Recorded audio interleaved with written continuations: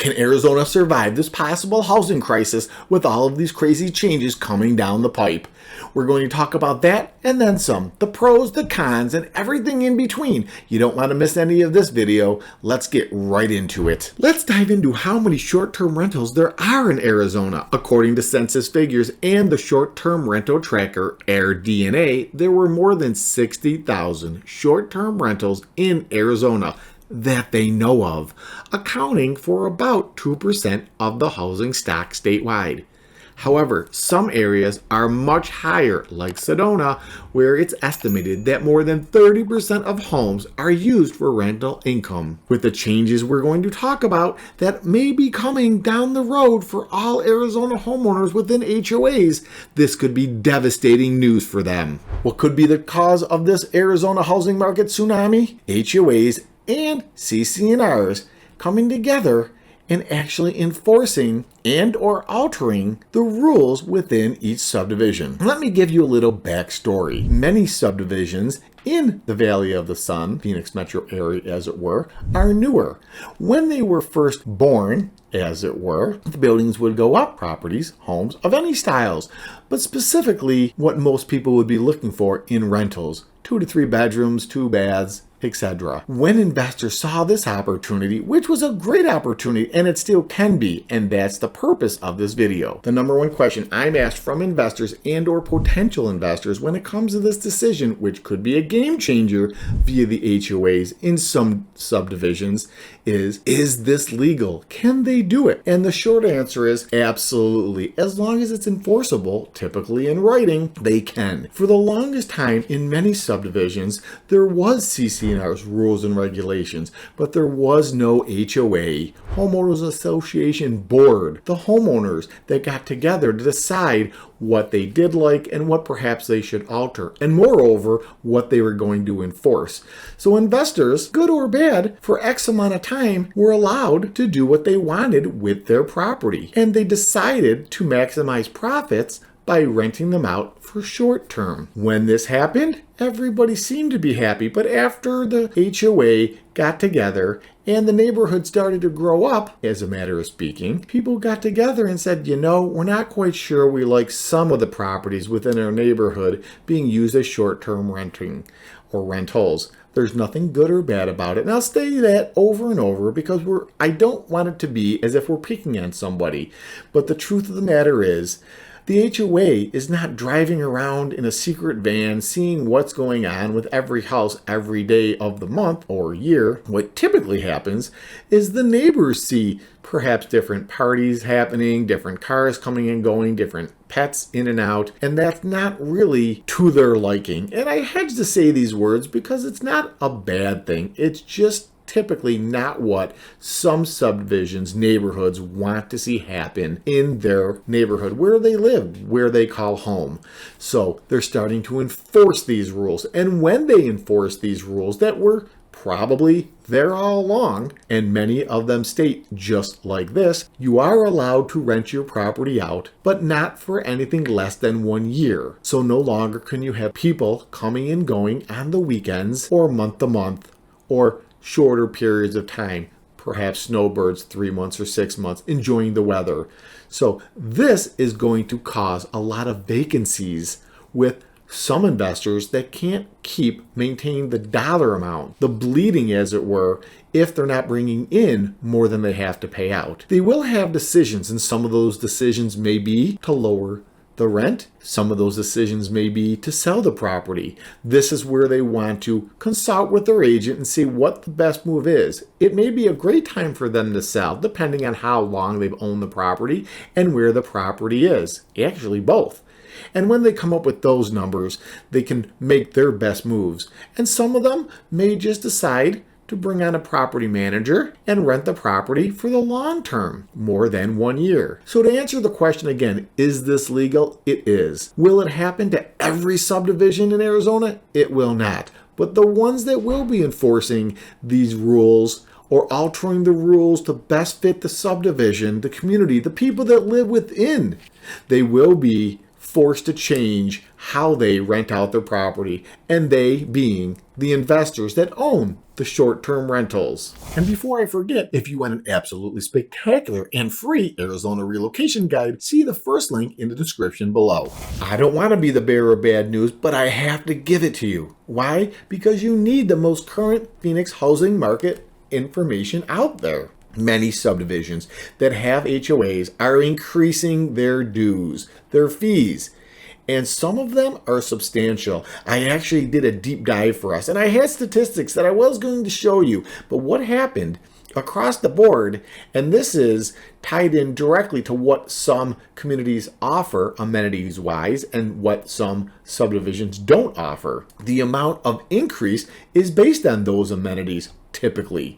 So the range, the increase, and trust me, none of them decreased, was due 99.99% for what the HOA needed to cover the bills that they had incoming. For example, many subdivisions will have swimming pools. Some of them just have standard maintenance, which the HOA would cover. Some of them heated the pools during the winter month. Believe it or not, the water does get a little chilly. If you lived here long enough, you would acclimate yourself to 100 degrees being average. And if you're coming out from somewhere where perhaps the snow was flying, I guess the water would be a little bit warmer. But back to the subject at hand, heating some of those community pools was not cheap. So the HOA was forced with two different choices. One, don't heat the pools, or two, heat the pools, but the HOA fees are going up. Here's the kicker. Sometimes, and in the numbers that I was researching, the amenities stayed exactly where they were, or they were taken away, yet the HOA prices were going up. How does this affect the bottom line? It's more money out of the homeowners' pockets. And if we're specifically talking about investors, if they have to pay more for the HOA, and most of the time the rent covers the HOA, in other words, the homeowner pays for that, that reduces the amount of profit. So if there's going to be no more Airbnbs, short-term rentals allowed, that means there's going to be more properties for rent long-term on the market, coupled with the fact that the HOA fees will be going up and the amenities may be going down, taken away. And there are other amenities within subdivisions. Some have gates, and those gates to be repaired if somebody accidentally hits them, and it does happen, or just general maintenance, are expensive. Some subdivisions have guards that come and just to make sure that people are coming and going are who live in the subdivision. Again, that's a guard. I'm quite sure we're familiar with what guards do, but they keep the community safe.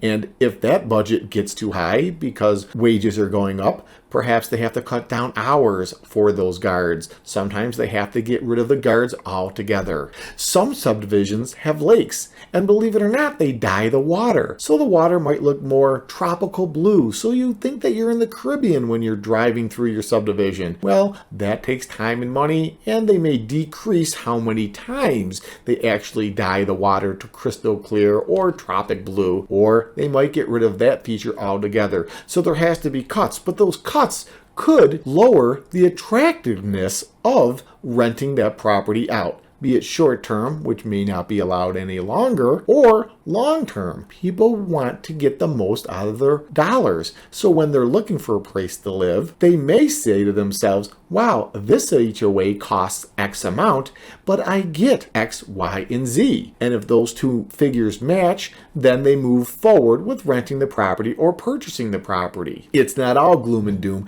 Let's talk about some of the perks should the HOA decide to enforce or alter the rules on short-term rentals. Again, short-term rentals defined typically as less than 1 year. Many people relocating to the Valley of the Sun don't want to pull the proverbial trigger on buying a property. They'd like to rent a property, get acclimated with the area, make sure that where they're going to call home fits all of their needs, or as many as possible. This is where what used to be a short-term rental can now become a long-term rental. So many of the property owners who purchase these properties and investments have options. Option number one, let's see if now is a good time to sell this property. Many of these investors have purchased at a perfect time, and now they could see a nice return on investment. In other words, sell and put the money in their piggy banks. If they're not ready to sell, or perhaps those figures aren't where they want them to be, then we go to option number two. Provide them numbers on what a 1 year or more long-term rental would look like profit-wise. Whichever path they take, again, we'd be more than happy to help with, and we move forward that way. This also is good news because many of the rental prices, when you look at a mean average, will be lower because short-term and long-term rental prices were sometimes mixed together. So if there's less short-term renters or rentals that were charging much more per stay, again, weekends, weekly, monthly, or less than 1 year, as opposed to 1 year or more, the prices for the typical rental that was used as a short-term investment will go down. And that helps people when moving or having to calculate their budget, look at longer-term rentals in those communities. And there's other perks that tie into it. And some of those would be when you rent short-term, there's a quicker turnaround. And then there's cleaning. There's usually more maintenance. There's just overall a harder, it's like renting a car. And I don't want to say anything against renting a car, but sometimes people rent cars because they're going to, well, enjoy them in their own ways. When they're longer term rentals, typically those people, and I'll compare that to leasing a vehicle for a couple of years, typically they're going to take care of them the best they can because they know how long they're going to keep those cars. In this case, long-term rentals, they'll know how long they're going to be in that property. So my point is, although some of the property owners for what were short-term rentals may not be receiving as much profit every time somebody moves in or moves out of their property, now they'll have what's known as stability, and the rent will continually come in for, let's use 1 year, 12 months of the same dollars, so they can budget and see where those profits are. And many times, if they do have a mortgage, not only would they be making some type of profit, hopefully, their mortgage would be being paid down. So that's a perk as well. So there's many good things about what's happening. And overall, let's get this dialed in that there's not a good person or a bad person or a good HOA or a bad HOA. What typically happens is the dollars needed to continue the upkeep of a subdivision or community are needed. And in order to keep some costs down, prices have to go up. And in order to keep a community where you'd like to see it, neat, clean, safe, and all these buzzwords we throw around are important when you're deciding to purchase a home, especially if you're going to live in it long term. Well, that's where the HOA members get together and see what they feel is best overall for the community. So there's nothing against short-term renters, short-term rentals. It's just a lifestyle that some subdivisions want to see good things happen. So here's some more good news. The Phoenix metro real estate market is solid. Prices are holding their own. In fact, in most areas, they're increasing, as is inventory, and that's another good thing. Interest rates look like they're starting to fall. That's positive as well. As a matter of fact, every month we put out a brand new market update so you can follow the Phoenix real estate trends with current and accurate statistics. Enjoy one of those or more. Stay on the channel all day. That would be excellent. I hope you enjoyed this video. If you did, make sure you watch this one. Until next time, please take care. God bless America. I'll talk to you soon.